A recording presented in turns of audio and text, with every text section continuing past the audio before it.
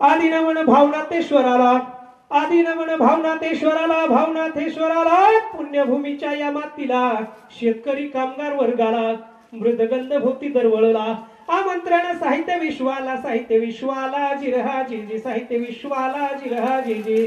या ठिकाणी उपस्थित असणाऱ्या संपूर्ण रसिक श्रोते, साहित्य साधक आणि साहित्य प्रेमी मायबापांचं, मित्रांचं, बंधू भगिनींचं सहर्ष स्वागत. आणि या सुंदर अशा मैफिलीला सुरुवात करत असताना या कार्यक्रमाचे अध्यक्ष माननीय राजेशजी रेवले सर यांना विनंती आहे की यांनी आपलं 2 मिनिटांमध्ये मनोगत आणि सुंदर अशी कविता या ठिकाणी सादर करायची आहे.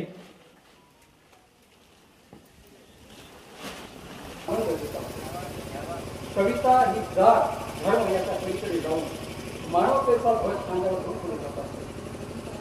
कवितेचं आणि गावगाड्याची नाव होण्याचं सुरुवातीपासूनचं अत्यंत जिव्हाळ्याचा आणि जवळचा नाता आहे. खऱ्या अर्थाने ग्रामीण भागातील मावळ्यांनी म्हणी आणि जात्यावरच्या उड्यामोती कवितेला आपल्या काळावर जिवंत ठेवलेला आहे. आणि या उड्यामोती कविता सदैव त्यांच्या भूमिकेला घडत आली आहे. लोकगीत, म्हणी आणि ओव्यांसारख्या जळताना माय दरवळ, कापुरागत जळताना माय दरवळ, राणातल्या मातीतली माय हिरवळ, राणातल्या मातीतली माय हिरवळ. माय तुझा देह झाला पिकलेलं पान, माय तुझा देह झाला पिकलेलं पान, तरी तुझा ओठीत शिरवत गाण. माय तुझा पदर आहे जरी सांधलेला, जगाचा पसारा आहे त्यात बांधलेला. तुझ्या अंगी सुखनात आग माय बळ, रानातल्या मातीताली माय हिरवळ. उमेदीच उचललं भरलेलं पोत, स्वतः म्हणे गुंफायची तुटलेलं दोत.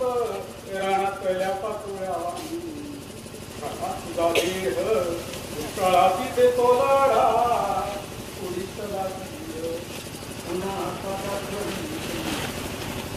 पुन्हा जाळ. रानातल्या मातीताली माय हिरवळ. लेकी बाळी सुनाता पांगा पांग झाली, लेकी बाळी सुनाता पांगा पांग झाली. उरलेल्या घराता नाही कुणी वाली, दूर गेले बाळ गेले नाचवंड.